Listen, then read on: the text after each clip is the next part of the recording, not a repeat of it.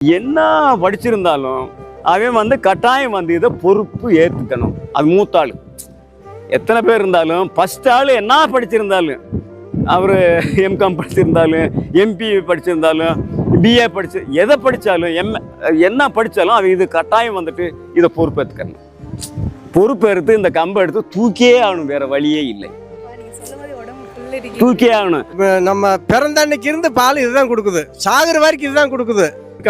இவங்க காட்டு மாடெல்லாம் ஒரு நாளைக்கு பால் கொடுத்துருமா சொல்லுங்க பாப்பா நீங்க. அந்த மாதிரி அதை மட்டும் வளர்க்குறாங்கல்ல, இது ஏன் வளர்க்கக்கூடாது? இது உயிர் தானே, ஏன் வளர்க்கக்கூடாது? 6 மாதம் மலைக்குள்ளதான் பட்டி போட்டு அங்கே தான் மேய்ப்பான். 6 மாதம் இந்த மழை காலத்தில் ஊருக்கு வருவான். இப்போ என்னடன்னா அந்த மலையில் பட்டி போட விட மாட்டேன்றாங்க.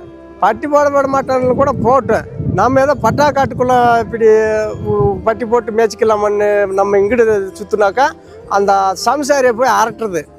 நீங்கள் இடம் விட்டு போய் தானே கரெக்டில் வராங்க, உங்களை கேஸ் போட்டுருவோம் அப்படின்னு சொல்லி அவங்கள மேட்டுறது.